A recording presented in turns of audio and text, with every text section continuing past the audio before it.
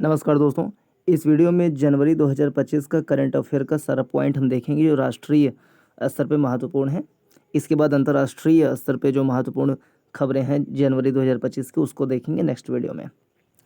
चलिए, पहला पॉइंट है, इंदौर ने दुनिया का पहला ऊर्जा साक्षर शहर बनने के लिए जलवायु मिशन की शुरुआत की है। ठीक, इंदौर दुनिया का पहला ऊर्जा साक्षर शहर बनने के लिए जलवायु मिशन की शुरुआत की है। कौन? इंदौर। ये शहर इंपॉर्टेंट हो गया, इंदौर। इस मिशन का उद्देश्य 5 लाख निवासियों को ऊर्जा साक्षर बनाना है, जो ग्रीन हाउस गैस उत्सर्जन को कम करने तथा ऊर्जा संरक्षण को बढ़ावा देने पर केंद्रित है। इंदौर। ठीक।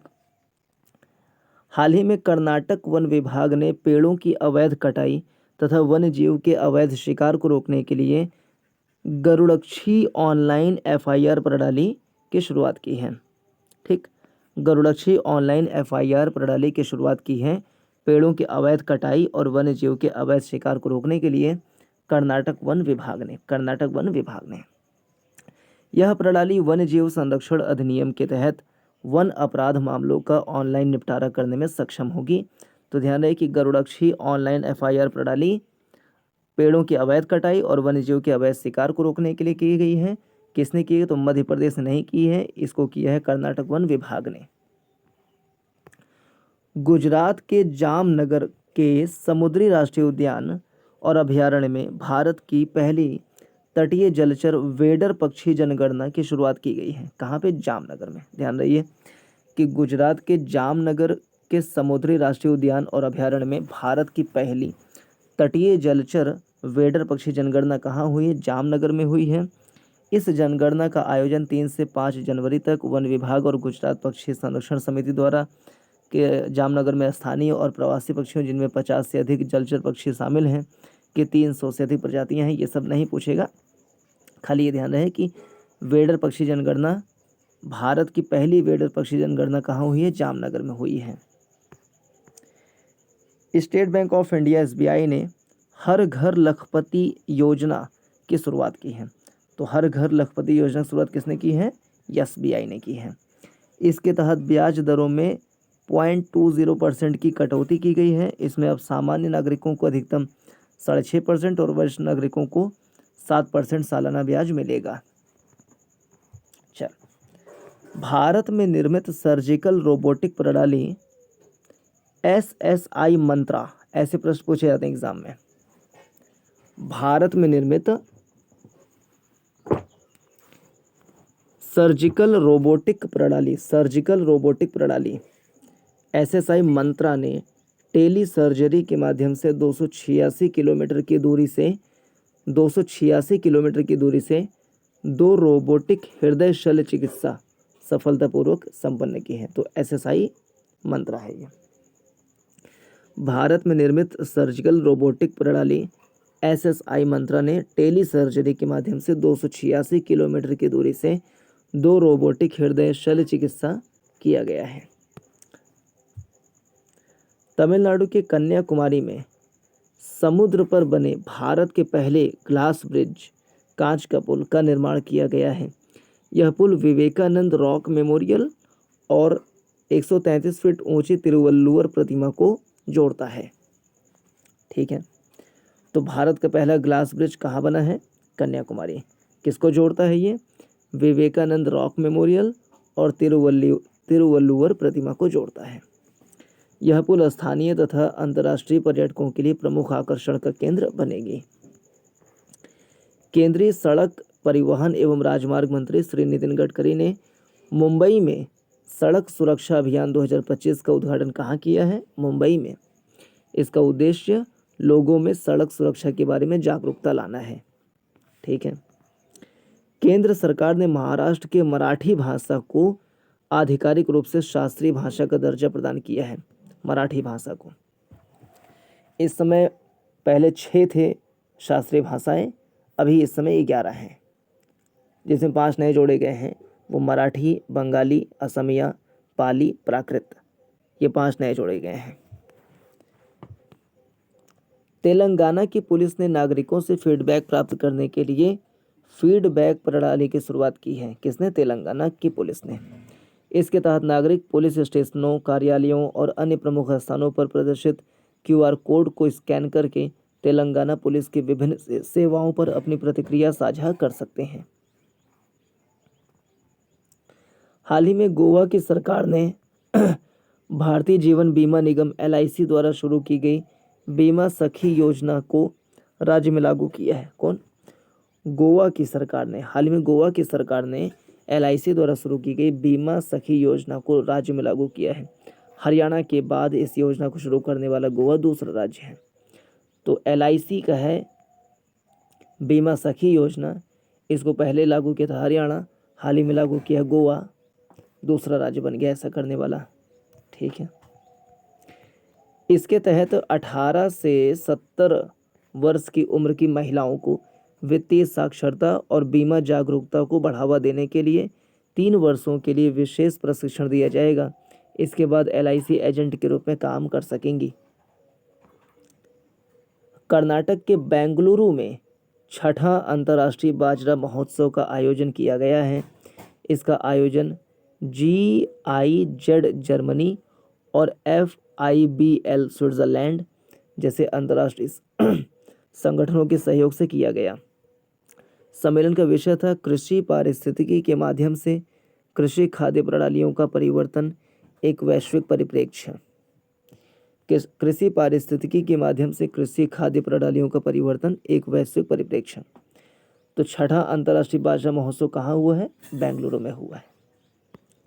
और थीम भी पूछ लेगा, तो कृषि पारिस्थितिकी के माध्यम से कृषि खाद्य प्रणालियों का परिवर्तन।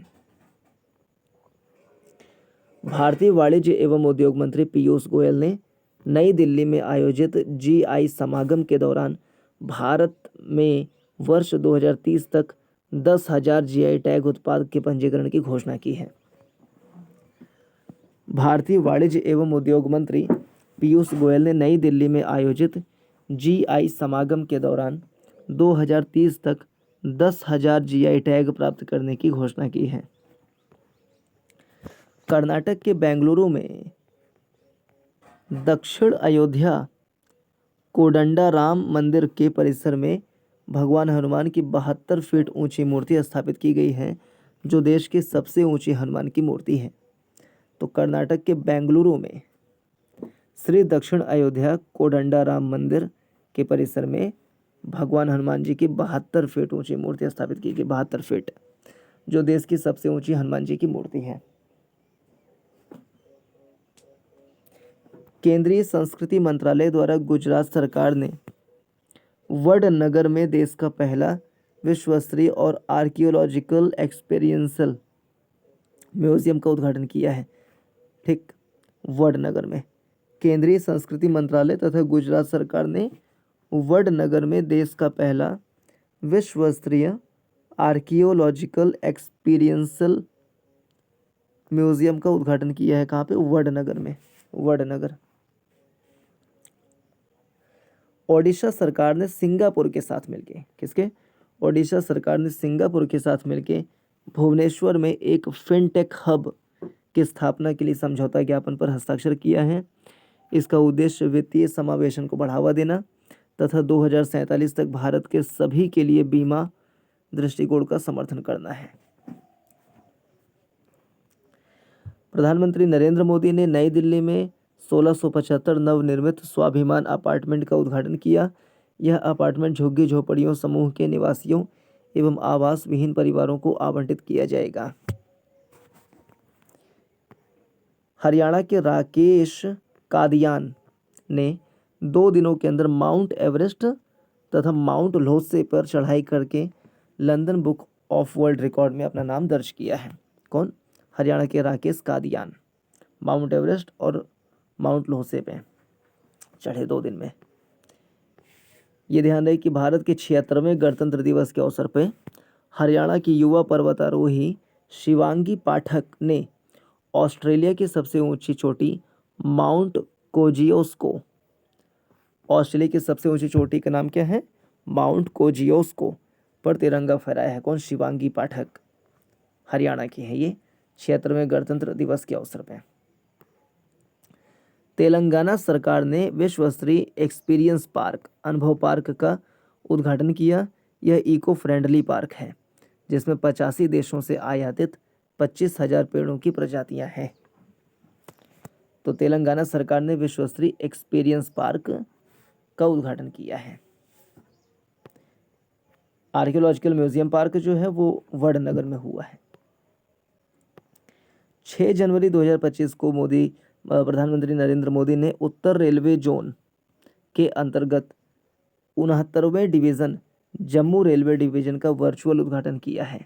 जम्मू रेलवे डिवीज़न का 742 किलोमीटर रूट को कवर करते हुए इसमें पठानकोट, जम्मू कश्मीर, श्रीनगर, बारामूला जैसे महत्वपूर्ण खंड शामिल हैं जो उत्तर भारत में कनेक्टिविटी और सामाजिक आर्थिक विकास को बढ़ाते हैं। जनवरी 2025 तक भारत का मेट्रो रेल नेटवर्क 1000 किलोमीटर से अधिक हो चुका है।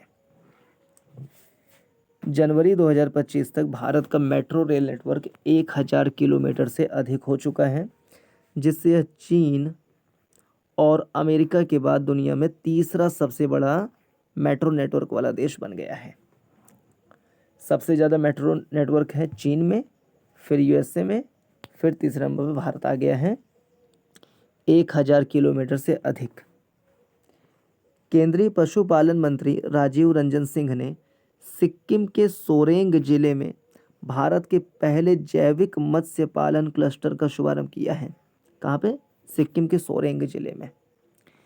यह पहल टिकाऊ एंटीबायोटिक मुक्त, रसायन मुक्त, कीटनाशक मुक्त मछली पालन को बढ़ावा देती है। ये भी ध्यान रहे कि इंडोनेशिया के राष्ट्रपति प्रबोवो सुबियांतो भारत के 2025 गणतंत्र दिवस परेड के मुख्य अतिथि थे, जो भारत इंडोनेशिया संबंधों और एक्ट ईस्ट नीति को मजबूत करेगा। प्रबोवो सुबियांतो आए थे गणतंत्र दिवस समारोह में 2025 में। केंद्र सरकार ने दिल्ली के राजघाट स्थित राष्ट्रीय स्मृति स्थल पर पूर्व राष्ट्रपति प्रणब मुखर्जी के लिए एक स्मारक बनाने की मंजूरी दी है। 100 करोड़ रुपए की लागत से शुरू की गई inroad Indian natural rubber operations for assisted development परियोजना का उद्देश्य भारत के उत्तर पूर्व में प्राकृतिक रबर की गुणवत्ता को बढ़ाना है। यह रबर उत्पादकों के लिए कौशल विकास और टायर उद्योग के सहयोग से मॉडल इंफ्रास्ट्रक्चर पर ध्यान केंद्रित करता है, जिससे कृषि और विनिर्माण के बीच सहयोग को बढ़ावा मिलता है। तो इन रोड जो परियोजना है वो 100 करोड़ की लागत की है, वो उत्तर पूर्व में रबड़ की खेती को बढ़ावा देगी। प्रधानमंत्री नरेंद्र मोदी ने 15 जनवरी 2025 को नवी मुंबई के खारघर में श्री राधा मदन मोहन जी मंदिर का उद्घाटन किया है। नवी मुंबई के खारघर में 12 साल में 170 करोड़ की लागत से बना यह एशिया का दूसरा सबसे बड़ा इस्कॉन मंदिर है। श्री राधा मदन मोहन जी मंदिर नवी मुंबई के खारघर में बना है। भारत के रेल मंत्री अश्विनी वैष्णव ने 18वें प्रवासी भारतीय दिवस के दौरान भारतीय रेलवे द्वारा दुनिया के सबसे शक्तिशाली हाइड्रोजन ईंधन से चलने वाले ट्रेन इंजन के विकास की घोषणा की है। स्वदेशी तकनीक से निर्मित यह उपलब्धि रेलवे क्षेत्र में हरित ऊर्जा और सतत विकास में एक नया मानदंड स्थापित करेगी। महाकुंभ के पवित्र स्थल प्रयागराज के तपोवन आश्रम में 52 फीट लंबा, चौड़ा और ऊंचा दुनिया का पहला महामृत्युंजय यंत्र स्थापित किया गया है। प्रयागराज के तपोवन आश्रम में मृत्यु पर विजय मंत्र के नाम से मशहूर यह आध्यात्मिक चमत्कार भक्तों की मृत्यु, बीमारी और खतरे के डर पर काबू पाने में मदद करता है। साथ ही साहस, सकारात्मकता और भगवान शिव से जुड़ाव को बढ़ाता है। केंद्रीय मंत्री डॉक्टर जितेंद्र सिंह ने मुंबई में भारत के अपनी तरह से पहले CSIR मेगा इनोवेशन कॉम्प्लेक्स का उद्घाटन किया गया। मुंबई में केंद्रीय मंत्री डॉक्टर जितेंद्र सिंह ने मुंबई में भारत के अपने तरह के पहले CSIR मेगा इनोवेशन कॉम्प्लेक्स का उद्घाटन किया है। MSME मंत्रालय ने 3 वर्षों में 277 करोड़ रुपए के बजट के साथ एमएसएमई व्यापार सक्षमता और विपणन पहल यानी टीम पहल शुरू की है। इस कार्यक्रम के उद्देश्य 5 लाख एमएसएमई को डिजिटल रूप से सशक्त बनाना, जिसमें महिलाओं के नेतृत्व वाले व्यवसायों पर विशेष ध्यान दिया जाएगा।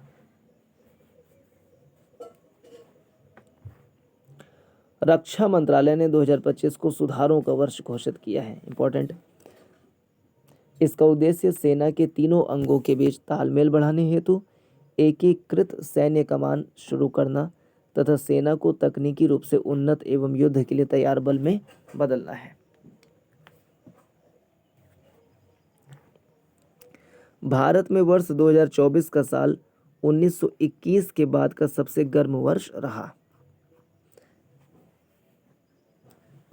भारत में वर्ष 2021 का साल 1901 के बाद, देखें अगर 1901 के बाद का सबसे गर्म वर्ष रहा है 2024। फल्गु निरंजना नदी को नमामि गंगे योजना के तहत पुनर्जीवन प्रदान किया जाएगा। महाकुंभ का आयोजन प्रयागराज में कब से कब तक हुआ? 13 जनवरी से 15 फरवरी के बीच में। 13 जनवरी से 15 फरवरी तक महाकुंभ का आयोजन हुआ। 26 फरवरी तक। 13 जनवरी से 26 फरवरी तक।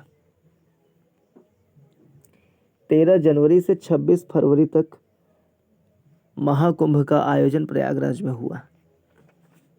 13 जनवरी से 26 फरवरी तक। उत्तर प्रदेश के संभल में 125 से 150 वर्ष पुरानी एक बावड़ी मिली है। कहाँ पे? संभल में। ये डेट इंपॉर्टेंट है। महाकुंभ का आयोजन 13 जनवरी से 26 फरवरी तक हुआ था। मुंबई की काम्या कार्तिकेयन ने 7 महाद्वीपों की 7 सबसे ऊंची चोटियों पर चढ़ने वाली दुनिया की सबसे कम उम्र की महिला बन गई हैं। इंपॉर्टेंट है। मुंबई की काम्या कार्तिकेयन ने 7 महाद्वीपों की 7 सबसे ऊंची चोटियों पर चढ़ने वाली दुनिया की सबसे कम उम्र की महिला बनी है। कौन? मुंबई की काम्या कार्तिकेयन। मुंबई की काम्या कार्तिकेयन। 4 जनवरी को नई दिल्ली में ग्रामीण भारत महोत्सव 2025 का उद्घाटन प्रधानमंत्री मोदी ने किया। कहाँ पे? नई दिल्ली में।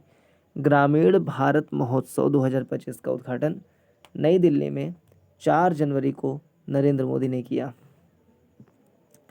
भारत का पहला generation beta baby Frankie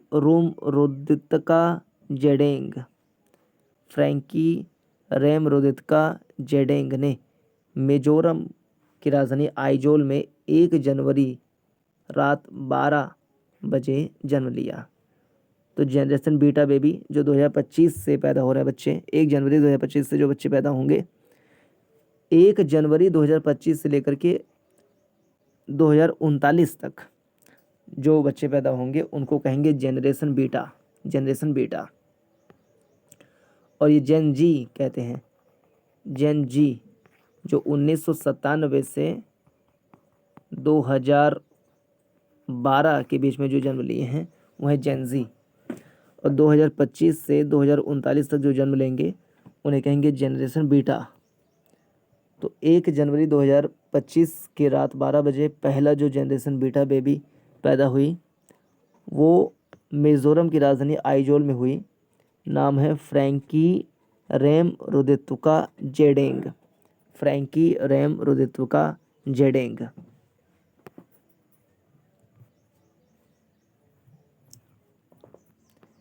ISRO ने देश की पहली अंतरिक्ष रोबोटिक आर्म का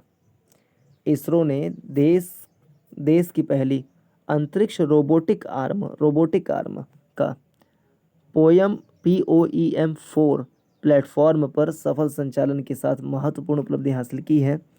इसे स्पेसएक्स के साथ भेजा गया था। POEM 4 प्लेटफॉर्म ये भारत की पहली अंतरिक्ष रोबोटिक आर्म है। स्पेसएक्स के साथ भेजा गया था। वानुआतू देश में नवंबर में आए भूकंप से राहत हेतु भारत ने हाल ही में $5 लाख की घोषणा की है। वानुआतू में भूकंप आया था। वानुआतू देश कहाँ है? दक्षिणी प्रशांत महासागर में स्थित है, दक्षिणी प्रशांत महासागर में। तो लोकेशन में ध्यान है कि वानुआतु देश कहाँ है, दक्षिणी प्रशांत महासागर में है। चीन में फैले HMPV human metapneumovirus, HMPV human metapneumovirus, human metapneumovirus में भारत में भी 5 बच्चे संक्रमित पाए गए। पहली संक्रमित बच्ची बेंगलुरु में है, 3 माह की मिली। बिहार में पहला घड़ियाल अभयारण्य गोपालगंज में गंडक नदी में बनेगा। घड़ियाल IUCN के रेड लिस्ट में संकटग्रस्त श्रेणी में है। अमित शाह द्वारा नए working women's hostel block Sushma Bhawan का उद्घाटन नई दिल्ली में किया। अमित शाह द्वारा नए working women's hostel block Sushma Bhawan का उद्घाटन किया। नई दिल्ली में जम्मू कश्मीर और लद्दाख थ्रू एजेस नामक पुस्तक का विमोचन अमित शाह ने किया। अंडमान निकोबार की आदिम जनजाति जारवा को पहली बार मताधिकार की अनुमति मिली। किसको? जारवा को। जारवा जनजाति कहाँ रहती है? अंडमान निकोबार में। इसको पहली बार मताधिकार की अनुमति मिली। प्रवासी भारतीय दिवस का 18वां संस्करण कहाँ हुआ? भुवनेश्वर में हुआ और 9 जनवरी को मनाया गया। 2003 में श्री लक्ष्मीमल सिंघवी LM सिंघवी समिति की सिफारिश के आधार पर 2003 से प्रवासी भारतीय दिवस मनाया जा रहा है और 2025 में 18वां संस्करण था और 2015 से ये द्विवार्षिक कार्यक्रम के रूप में मनाया जाने लगा। तो फिर से LM सिंघवी समिति, श्री लक्ष्मीमल सिंघवी समिति की सिफारिश के आधार पर 2003 से प्रवासी भारतीय दिवस मनाया जाता है 9 जनवरी के दिन। 2015 से द्विवार्षिक कार्यक्रम के रूप में मनाया जाने लगा और 2025 में 18वां संस्करण था, भुवनेश्वर में हुआ। और थीम क्या थी? विकसित भारत में प्रवासी भारतीयों का योगदान। विकसित भारत में प्रवासी भारतीयों का योगदान। विकसित भारत में प्रवासी भारतीयों का योगदान। युवा प्रवासी भारतीय दिवस का उद्घाटन विदेश मंत्री, युवा एवं खेल मंत्री तथा ओडिशा के मुख्यमंत्री द्वारा किया गया, जबकि प्रवासी भारतीय दिवस सम्मेलन का उद्घाटन नरेंद्र मोदी ने किया। भारतीय प्रवासियों हेतु एक पर्यटन ट्रेन प्रवासी भारतीय एक्सप्रेस को प्रधानमंत्री द्वारा हरी झंडी दी गई। मुख्य अतिथि कौन है? ये ध्यान रहे, त्रिनिदाद एंड टोबैगो गणराज्य की राष्ट्रपति क्रिस्टीना कार्ला कंगालू। क्रिस्टीना कार्ला कंगालू। 23वां दिव्य कला मेला वोकल फॉर लोकल आंदोलन का प्रतीक 9 से 19 जनवरी 2025 तक अकोटा स्टेडियम बड़ौदा में आयोजित हुआ। अकोटा स्टेडियम बड़ौदा में आयोजित हुआ।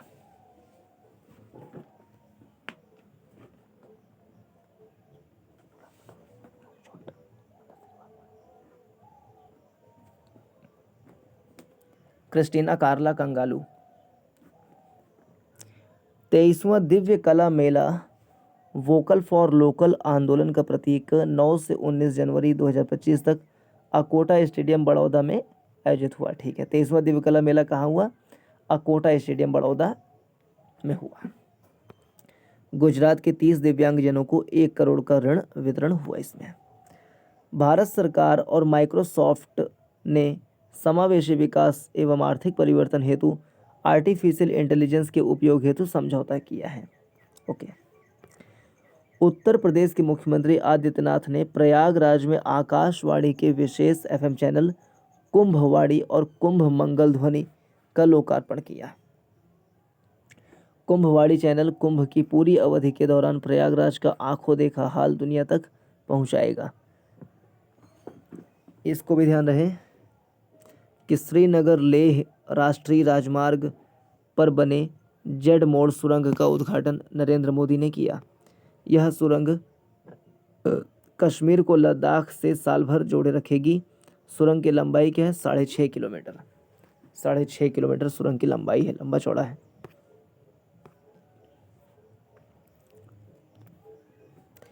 इंडस फूड 2025 के 8वें संस्करण का उद्घाटन ग्रेटर नोएडा में चिराग पासवान द्वारा किया गया। ये इम्पोर्टेंट है। राष्ट्रीय हल्दी बोर्ड की स्थापना की गई है निजामाबाद, तेलंगाना के निजामाबाद में राष्ट्रीय हल्दी बोर्ड की स्थापना की गई है। और बोर्ड के पहले अध्यक्ष कौन है? पल्ले गंगा रेड्डी। पल्ले गंगा रेड्डी। जनवरी 2025 में भारत एवं तालिबान के बीच उच्च स्तरीय बैठक संपन्न हुई।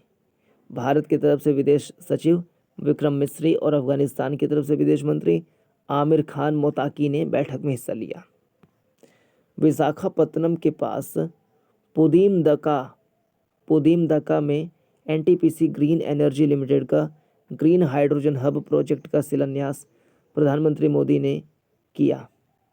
विशाखापत्तनम के पास पुदीमदका में एनटीपीसी ग्रीन एनर्जी लिमिटेड का ग्रीन हाइड्रोजन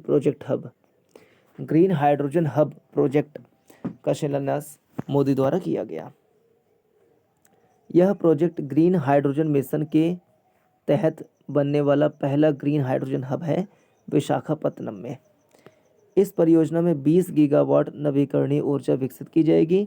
यहाँ प्रतिदिन 1500 टन ग्रीन हाइड्रोजन एवं 7500 टन ग्रीन हाइड्रोजन से बने उत्पाद जैसे मेथेनॉल, ग्रीन यूरिया, टिकाऊ विमान ईंधन का उत्पादन किया जाएगा। गुजरात के जामनगर में दुनिया का सबसे बड़ा डेटा सेंटर बनाया जा रहा है। कहाँ पे? जामनगर में। इसे अंबानी द्वारा बनाया जा रहा है। केरल सरकार ने दुनिया की सबसे तेज मौसम चेतावनी प्रणालियों में से एक कवचम का शुभारंभ किया। केरल सरकार ने दुनिया की सबसे तेज मौसम चेतावनी प्रणालियों में से एक कवचम का शुभारंभ किया। एक राष्ट्र एक समय को अब केंद्र सरकार अपनाने जा रही है। सरकार भारतीय मानक समय को पूरे देश में लागू करने की योजना बना रही है। भारत की पहली उड़ने वाली टैक्सी का प्रोटोटाइप बेंगलुरु की स्टार्टअप कंपनी ने पेश किया है। 26 जनवरी 2025 को परेड में हुए पहली बार प्रदर्शन में संजय युद्ध निगरानी प्रणाली प्रलय सतह से सतह पर मार करने वाली मिसाइल, 12 फीट ऊंची सीढ़ी पर चढ़ सलामी देने वाली पहली महिला सैन्य अधिकारी डिम्पल सिंह भाटी बनी। पहली बार तीनों सेनाओं की संयुक्त झांकी निकाली गई। अब पुराने वाहनों जैसे BS1 या BS मानदंड लागू होने से पहले निर्मित सभी वाणिज्यिक एवं निजी वाहनों को स्क्रैपिंग नीति के तहत बेचने पर नए वाहन खरीद पर एक मुश्त कर पर 50% तक की छूट मिलेगी। अब लोग अपने बैंक खाते में एक व्यक्ति की जगह 4 लोगों को नॉमिनी बना सकते हैं। यह प्रावधान लोकसभा में पारित बैंकिंग कानून संशोधन विधेयक 2024 में की गई थी। तो ये पूछ ले से 4 लोगों को नॉमिनी बना सकते हैं, पहले 1 लोगों को बना सकते थे। भारत का पहला हरित प्रमाणन वाला चिड़ियाघर गुरगेश अरण्य प्राणी उद्यान हिमाचल प्रदेश बना। भारत का पहला हरित प्रमाणन वाला चिड़ियाघर गुरगेश अरण्य प्राणी उद्यान हिमाचल प्रदेश बना। विश्व के 900 कलाकारों ने मधुबनी जिले में विश्व की सबसे लंबी मिथिला पेंटिंग बनाई। केंद्र सरकार के ई श्रम पोर्टल के अनुसार बिहार देश में तीसरा स्थान पर रोजगार देने वाला बना है। पहले पे है उत्तर प्रदेश। ये ध्यान रहे कि ई श्रम पोर्टल के अनुसार रोजगार देने में पहले स्थान पे कौन है? उत्तर प्रदेश। दूसरे महाराष्ट्र, तीसरे पे बिहार।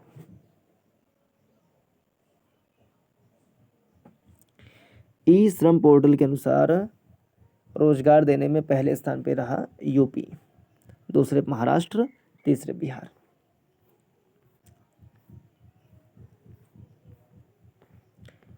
नवीनतम संसदीय आंकड़ों के अनुसार सूर्य घर मुफ्त बिजली योजना के तहत रूफटॉप सौर पंजीकरण में सर्वाधिक वृद्धि गुजरात में दर्ज की गई है। उसके पश्चात महाराष्ट्र, फिर उत्तर प्रदेश का स्थान तीसरा है। केंद्रीय गृह मंत्रालय द्वारा जम्मू कश्मीर के जम्मू शहर में अस्थायी रूप से राष्ट्रीय सुरक्षा गार्ड का केंद्र बनाया गया। उत्तर प्रदेश के बांदा जिले में योगी आदित्यनाथ ने वीरांगना रानी दुर्गावती की प्रतिमा का अनावरण किया है। एग्जाम में आ सकता है ये कि योगी आदित्यनाथ ने वीरांगना रानी दुर्गावती की प्रतिमा का अनावरण कहाँ किया है? तो बांदा जिले में किया है। बांदा जिले में रानी दुर्गावती की प्रतिमा का अनावरण बांदा में किया है। भारत इजराइल ड्राइव 3.0 के तहत इजराइल में रोजगार अवसरों हेतु उत्तर प्रदेश के कुशल श्रमिकों का चयन किया जा रहा है। अखिल भारतीय पुलिस महानिदेशकों एवं महानिरीक्षकों का सम्मेलन हाल ही में भुवनेश्वर में हुआ। कुरुक्षेत्र में चल रहे गीता महोत्सव का आयोजन कुरुक्षेत्र विकास बोर्ड एवं हरियाणा पर्यटन द्वारा किया जा रहा है। सैरेक्स 24 के 11वें संस्करण की मेजबानी कोच्चि में भारतीय तटरक्षक बल द्वारा की गई।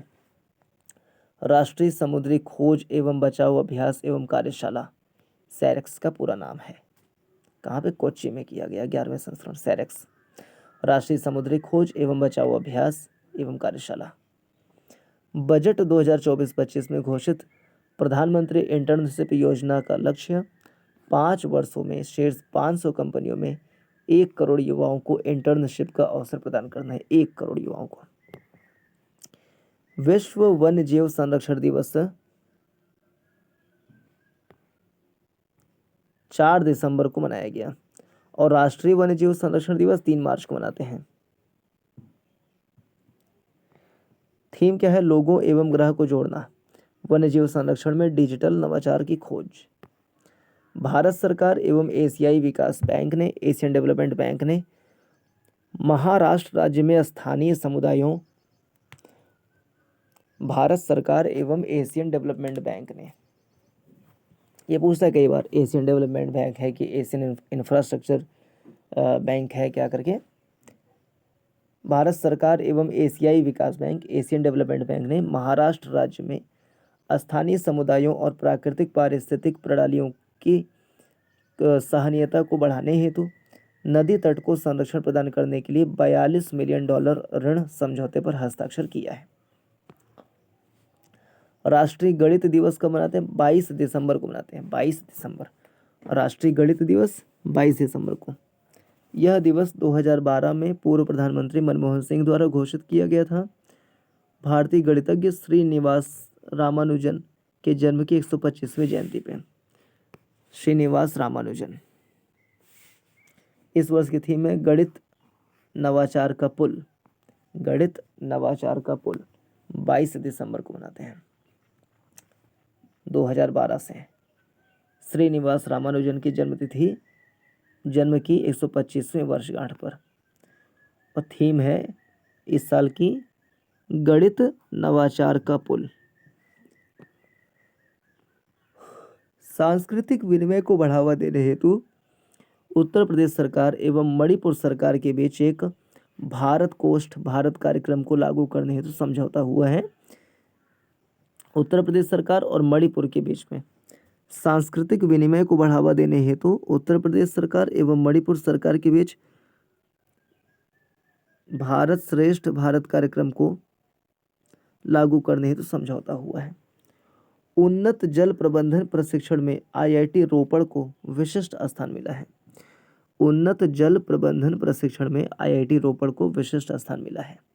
चलिए एक खबर ही देख लें, इंपॉर्टेंट है ये थोड़ा, आँख के सामने आ गया।